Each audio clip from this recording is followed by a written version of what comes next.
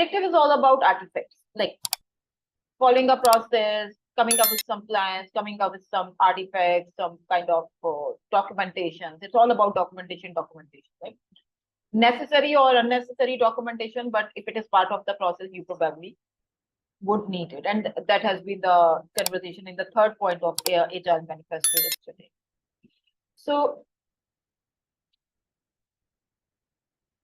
Stakeholder Register is that document, that single source of truth or a centralized document where all the identified stakeholders are going to be documented, are going to be added. Why I'm saying added? Because if it is not identified or it's not known as of now and gets to know later, it's going to be just added or updated in there. So it's a centralized or it's a regular document which is continuously updated throughout the process. For the very reason we already have talked about and while answering the question, while answering to the Farhan's question.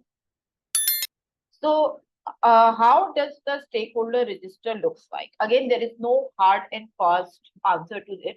You may have a very extensive stakeholder register. You may have a very minimal version of it, whatever works for you, whatever suits you. However, PMI suggests that, so this is a suggested stakeholder register provided by PMI.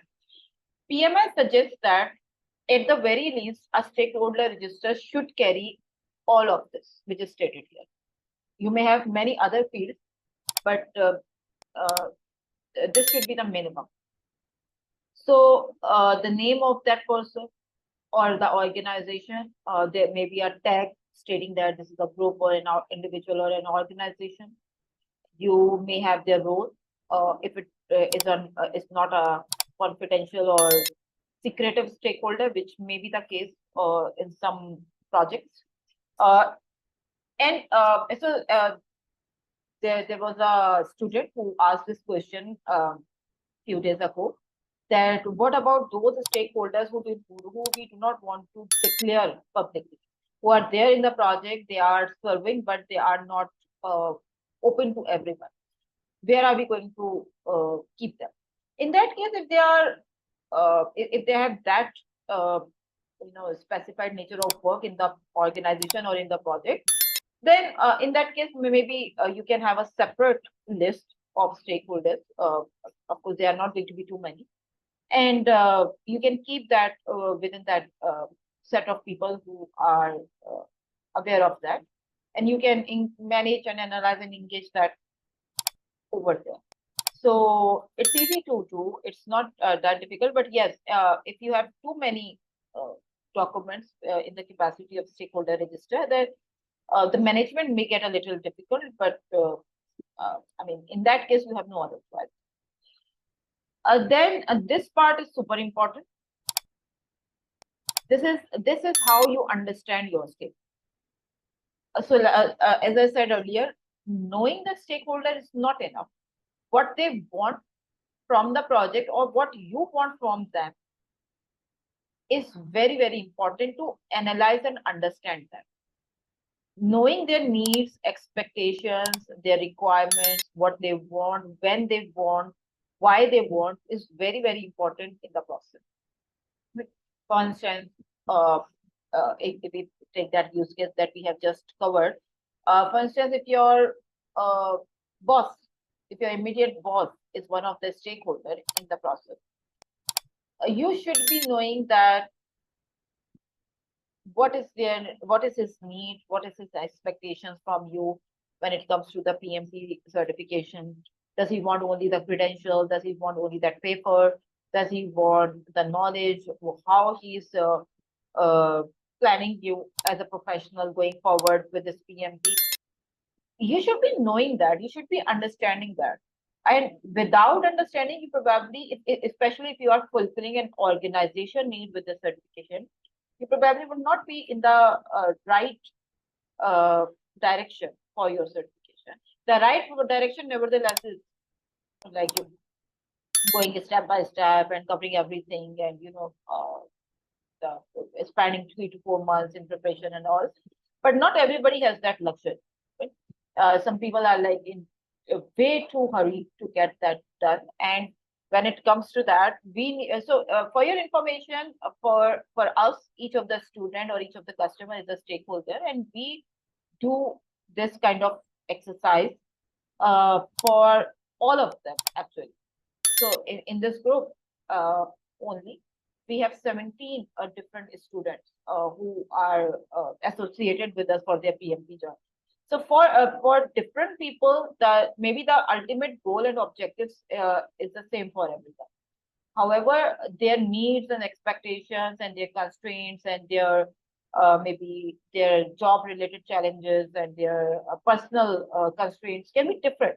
And accordingly, their needs and expectations and requirements and different aspects we need to understand so that we could be in a position to help them come up with the right plan to get to that point. Right? Don't assume that we treat every person or every delegate the same way. Not at all. So everyone has to do this exercise. They should be doing this exercise to fulfill the needs of their project the right way. Right?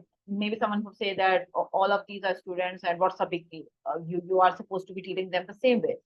No, as some delegates are way too experienced. Some delegates are way too junior. Some delegates are way too occupied.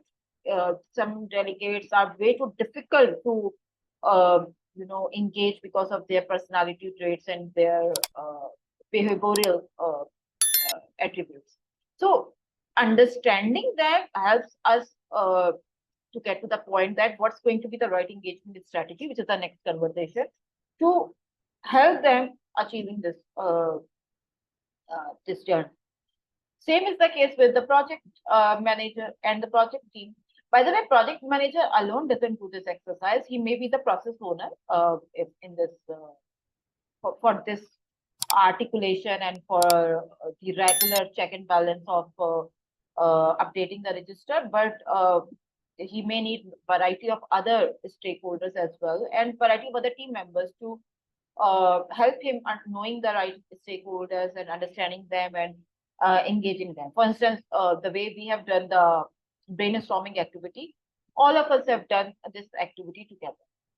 So the same way a project team may do the brainstorming and meetings and different sessions to identify and analyze the stakeholders. May or may not be the case. That depends on your project. Now the next field is power or influence of that person, the interest, which in turn is associated with the direct or indirect aspect of for that stakeholder, is also very important. Why power or influence is important? I think everybody understands that. Because if somebody is powerful, they have approval authority, they have a lot of say in the organization. They probably are indirect stakeholders, but they still have a lot of say with respect to everything in the organization because of their experience or seniority or this or that. Then they are powerful.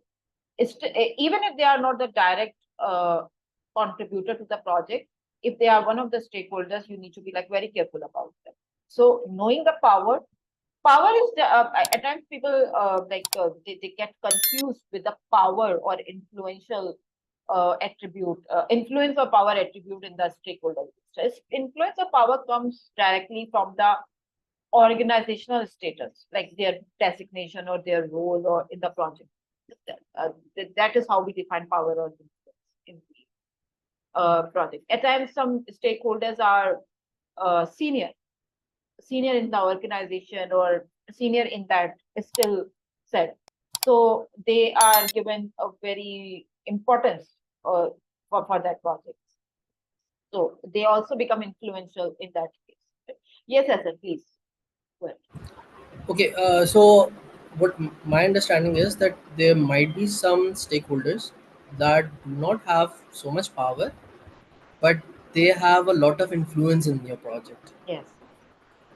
I am saying the same thing, that at times you don't have the approval authority or the signing authority, but still you have a lot of influence because of your long-term association with the organization or because of your like personality trait, like you have that leadership traits in your personality, the referential power, the emotional intelligence and all, that people like they get influenced with your opinions and viewpoints. And there can be many other reasons as well why somebody is influential in the process. So that influence actually defines a lot about that stakeholder and directly or indirectly about the project objectives. So you need to be very careful about that as well. If somebody has a direct authority or a say, a defined authority or say, then that's fine. But if somebody is influential, in my opinion, dealing with the influential stakeholders is very tricky in the projects. So you should be knowing that who is the influential stakeholder. Then direct indirect is about their direct or indirect association with the project objectives, as we have already talked about. Internal, external, I think that's very obvious. Internal to the organization or external to the organization. By the way, those stakeholders, especially the organizations who are internal, who are external to the organization, they may be a little difficult to engage, for the reason that it's easier to engage internal stakeholders and it's difficult to keep a hold of the external stakeholders, because they are not a part of your organization, they are not reporting to you, that even in the dotted line. So it's difficult, and this is exactly where your leadership traits, your personality traits, your experience, your exposure, how to deal with the people traits come into picture. And this last field, let's park that for later. It's very important, but we are going to talk about that when we are going to discuss the stakeholder engagement topic. So this stakeholder register is a living document